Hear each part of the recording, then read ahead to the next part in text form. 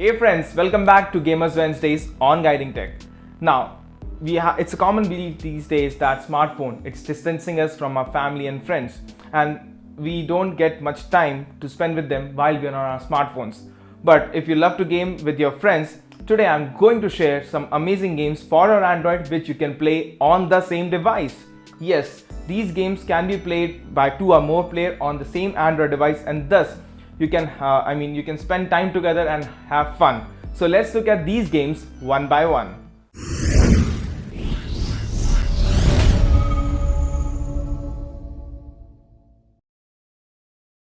So friends, the very first game in the list is called the Player Reactor, and it's been quite an old game. The game is simple, clean, and is a reflex-based game for 2 players. Now, the game will give you simple mini puzzles, and you just need to touch the section of your screen when you think your answer would be right. There are around 18 mini games that pop up on a random basis each time you start a new game. Player Reactors games range from simple math addition to shape and color matching. Each time you're correct, you get a point added, while the wrong answer subtracts a point. You just need to concentrate and hit the button faster than your opponent to score the point.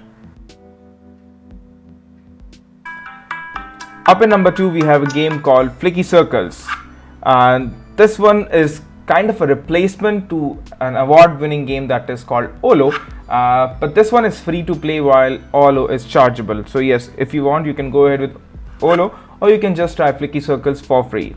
Now, the game has an arcade mode where you can play alone, but the 2-player mode is the one which is most favored by all.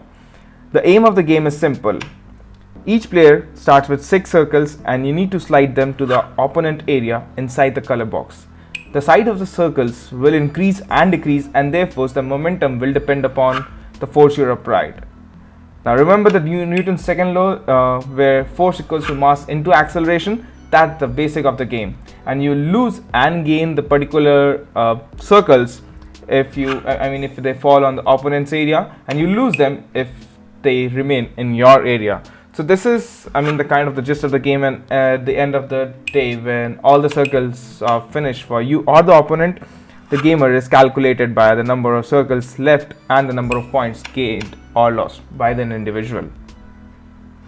Now the third game in the list is the Glow Hockey 2, and this one is the virtual one that you get, and you must have played the real one in many entertainment zones out there. Now Glow Hockey 2 is an air hockey on a tablet, as I already mentioned, and each player gets a paddle, the virtual paddle, and you try to knock and just put a goal on the opponent on this particular phone. Now,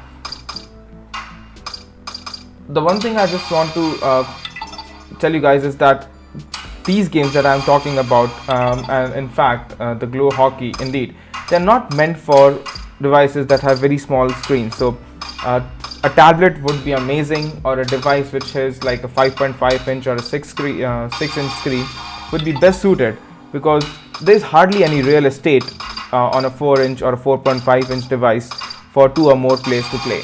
So till now, all the games we saw were like limited to 2 players, but now the fourth one is called the Chain Reaction, and this can be played by more than 2 players, 2, 4, or as much as 8 players. Now, this particular game is kind of like a puzzle game, and you can relate it to Othello, in which you need to defend the opponent by filling up the grid with your color dots. But the way it's different from Othello is that it's a chain reaction, and the orb reacts and become unstable, and that's why they move on to the boxes near them. So let's say if you have an orb in the corner, it can take up to maximum of 5, and 2 will make it unstable. Anything on the edges, 3 will make it unstable, and anything in the center, 4 orbs will make it unstable. And it will go to the different box, and therefore it will change the color of the opponent. Now, there's a term called critical mass, and that is related to this particular game, and as I mentioned, the critical mass is similar to the one that makes them unstable. If you're not sure what I'm talking about, I insist you must try on the game yourself, or you can watch this particular video. As you can see how these orbs are reacting and how they are changing the color when the opponents are tapping on their dots. Finally, the number 5th in the list is the Badlands, and it's kind of an adventure game, and you can relate it to Flappy Birds with amazing animations and background sound. Now, in the co-op mode, you can play as much as 2 to 4 players, and each player gets a corner of the screen as a touching. That is kind of a control pad for that particular player, and any tap that is made on that particular side will give the direction to the birds. Now, it's kind of an adventure game, and you just need to collect the items that you get on the way. They will make you smaller, it will make you large, it will give you flying abilities, or even multiply you to 2 to 4 to 16 also. So you get surprised on the course of the game, and all you need to do is just need to run against the time and just make sure that you don't fall behind the moving screen, or you will be lost. So friends, these were some of the multiplayer games that you can play on the same Android device. But that's not all. Next week, I'm going to talk about some multiplayer games that you can play on different Android devices while they're connected on the same Wi-Fi network. So don't forget to subscribe to our channel and stay tuned. This was Ashish from Guiding Tech, and I hope to see you in my next video. Till then, take care and have a wonderful day.